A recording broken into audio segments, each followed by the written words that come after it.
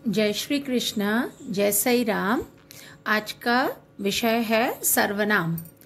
तो सर्वनाम हिंदी में हम संज्ञा के बाद अगर किसी को स्थान देते हैं तो वो सर्वनाम है। तो जिसको हम इंग्लिश में प्रोनाउंस कहते हैं। ठीक है, pronouns. Words used in place of nouns are called pronouns. तो वही सेम बात है कि संज्ञा के स्थान पर प्रयुक्त होने वाले शब्द को सर्वनाम कहते हैं। हम एक वाक्य अगर बोलते हैं, राम खेल रहा है, राम अच्छा लड़का है, राम कक्षा 6ठी में पढ़ता है, राम अपने दोस्तों से बहुत प्रेम करता है। बार बार हम अगर एक ही शब्द का रिपीटिशन करते हैं, एक ही शब्द को हम बार बार बोलते हैं तो सुनने में बहुत अजीब लगता है। तो उस त्रुटि को दूर करने के लिए हम संज्ञा के स्थान पर सर्वनाम का प्रयोग करते हैं। ठीक है, तो संज्ञा है राम। राम एक अच्छा लड़का है, वह कक्षा 6ठी में पढ़ता है, वह अपने दोस्तों से बहुत प्रेम करता है ना। तो अब सर्वनाम आपको पता लग गया कि सर्वनाम किसे कहते हैं। अब सर्वनाम के कितने प्रकार हैं? तो सर्वनाम के 5 प्रकार हैं। ठीक है, सर्वनाम के 5 भेद या 5 प्रकार, आप कुछ भी बोल सकते हो। पहला है पुरुषवाचक सर्वनाम, फिर निश्चयवाचक सर्वनाम, फिर अनिश्चयवाचक सर्वनाम, फिर संबंधवाचक सर्वनाम और अंतिम है प्रश्नवाचक सर्वनाम। तो पहले हम पढ़ेंगे पुरुषवाचक सर्वनाम के बारे में। पुरुषवाचक सर्वनाम होता क्या है? हम कोई भी वाक्य बोलते हैं तो उसमें एक बोलने वाला होता है, एक सुनने वाला होता है। आप अपने आप से तो बात नहीं कर सकते हो, आप दीवार से तो बात नहीं कर सकते हो, आप कोई जो सुन रहा है आपकी बात को, आप उसी से ही बात करोगे ना। आप पागल तो हो नहीं कि कोई आपकी बात सुने नहीं और आप बड़बड़ बड़बड़ करते रहो, ऐसा तो नहीं होता है ना। तो जो पुरुषवाचक सर्वनाम उस सर्वनाम को कहते हैं जो बोलने वाले, सुनने वाले अथवा जिसके विषय में कुछ कहा जाए। तो क्या हो गया, देखो 3 आते हैं इसमें। पुरुषवाचक सर्वनाम बोलने वाला, जो बोल रहा है उसके लिए प्रयोग किया जाता है, सुनने वाला उसके लिए प्रयोग किया जाता है, और बोलने वाला जो सुनने वाले को जिसके बारे में बता रहा है, किसी एक के बारे में बता रहा होगा ना, तो वह हो गया तुम्हारा। ये तीनों के तीनों, बोलने वाला, सुनने वाला और जिसके बारे में बोला जाए, वो तीनों ही पुरुषवाचक सर्वनाम में आते हैं। तो पुरुषवाचक सर्वनाम के भी 3 प्रकार हैं या 3 भेद हैं। उत्तम पुरुष, मध्यम पुरुष, अन्य पुरुष। देखो, बोलने वाला कौन बोलता है? मैं या हम, है ना। तो मैं खाना खा रही हूं, तो यहां पर मैं क्या हो गया? बोलने वाला, मैं ही अपने बारे में बोल रही हूं। सुनने वाला मध्यम पुरुष, अब तुम मेरी बातें सुन रहे हो, तो तू, तुम, आप, मैं तुमसे नाराज हूं। तो जब मैं तुमसे नाराज हूं तो मैं नाराज हूं, लेकिन किससे नाराज हूं? तुमसे। तो मैं अपनी नाराजगी जाहिर कर रही हूं, मैं बता रही हूं कि मैं तुमसे नाराज हूं, है ना। तो मैं हो गया बोलने वाला उत्तम पुरुष, तुम वह हो गया मध्यम पुरुष सुनने वाला। तुम सुन रहे हो मेरी बात तो तुम सुनने वाले हो गए, तो मध्यम पुरुष। अन्य पुरुष, जब बोलने वाला जिसके विषय में बात करता है। अगर मैं तुमसे किसी और के विषय में बोलती हूं, जैसे अगर मैं यह बोलती हूं, मैं तुमसे तुम्हारे दोस्त के बारे में जानना चाहती हूं, तो मैं तुमसे, मैं हो गया उत्तम पुरुष, तुमसे मध्यम पुरुष, तुम्हारा दोस्त, तुम्हारे दोस्त के बारे में जानना चाहती हूँ तो तुम्हारा दोस्त हो गया अन्य पुरुष। तो ये तीनों हमारे भेद हो गए पुरुषवाचक सर्वनाम के। समझ गए? ठीक है, अब हम उसके बाद आते हैं निश्चयवाचक सर्वनाम। नाम से ही पता चल जाता है निश्चित, किसी निश्चित व्यक्ति को आप यहाँ पर संकेत कर रहे हो, बता रहे हो।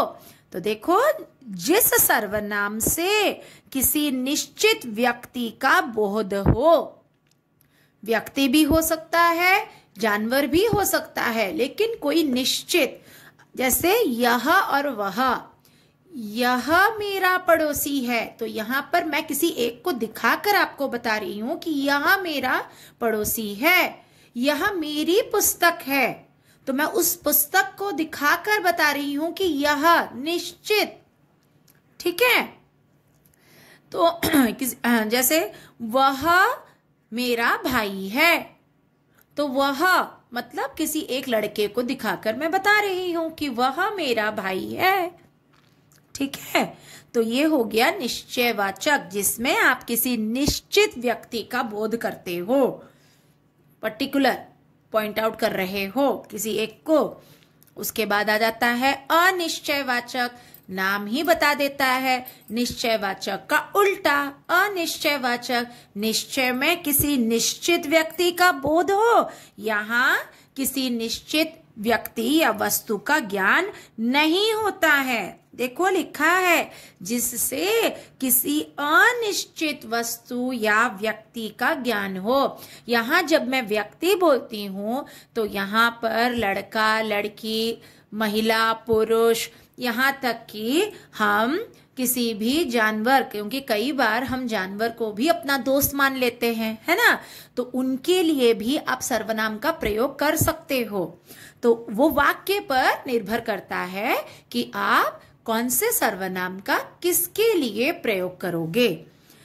तो अनिश्चित मतलब जिससे किसी अनिश्चित व्यक्ति या वस्तु का ज्ञान हो। जैसे कोई कुछ, कोई मुझे बुला रहा है, तो मैं नहीं जानती वो कौन है, लेकिन जब मैं बोल रही हूँ कोई मुझे बुला रहा है, तो आपको तो वैसे ही समझ आ जाएगा कोई मैं किसी टेबल चेयर के लिए तो इस्तेमाल नहीं कर सकती। तो वो क्या हो गया, जब मुझे कोई बुलाएगा, जब मैं इंसान हूं तो कोई इंसान ही मुझे बुलाएगा ना, कोई व्यक्ति ही मुझे आवाज देगा।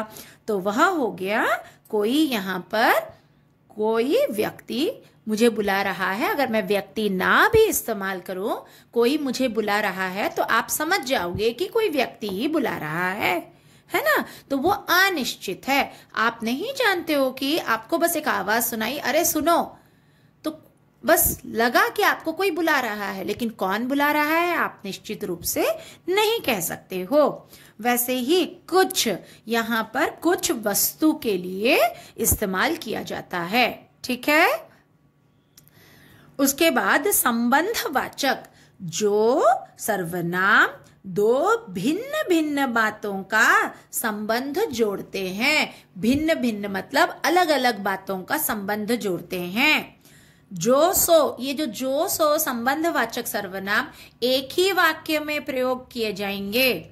जैसा वैसा, ये दोनों ही सर्वनाम एक ही वाक्य में प्रयोग किए जाएंगे, तब जाके वो हो जाएगा आपका संबंधवाचक सर्वनाम। जो सो, जैसे जो बोएगा सो काटेगा, जैसा करोगे वैसा भरोगे, तो करोगे भरोगे को जोड़ता है जैसा वैसा, बोएगा काटेगा को जोड़ता है जो सो, है ना। जो परिश्रम करेगा सो फल पाएगा, जैसा व्यवहार करोगे वैसा ही तुम्हें व्यवहार मिलेगा। तो जैसा वैसा संबंधवाचक सर्वनाम, जो सो संबंधवाचक सर्वनाम। समझ आ गया? अब आ जाता है, हम अंतिम अपने प्रकार, सर्वनाम के प्रकार पे पहुंच गए, और वह है प्रश्नवाचक सर्वनाम। जिसका, जिस सर्वनाम का प्रश्न पूछने के लिए प्रयोग किया जाता है। यहां पर मैंने जो जिसका लिखा है मतलब जिस सर्वनाम का, जिस सर्वनाम का प्रश्न पूछने के लिए प्रयोग किया जाता है उसे हम प्रश्नवाचक सर्वनाम कहते हैं।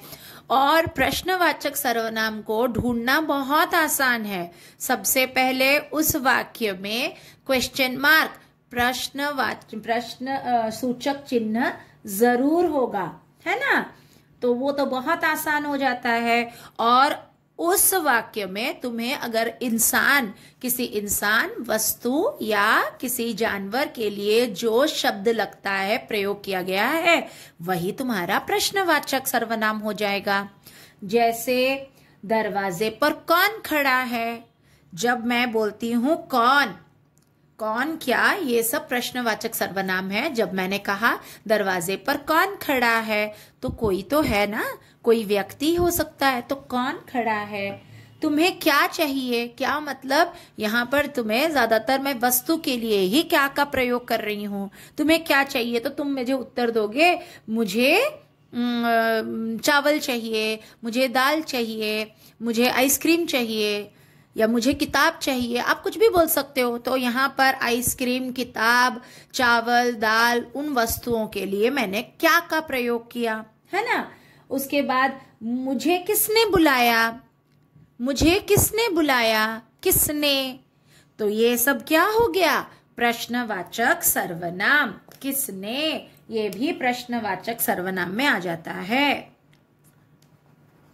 ये सब निर्भर करता है वाक्य क्या है, आप कैसे वाक्य में कौन से सर्वनाम का प्रयोग करोगे, ये उस पर निर्भर करता है।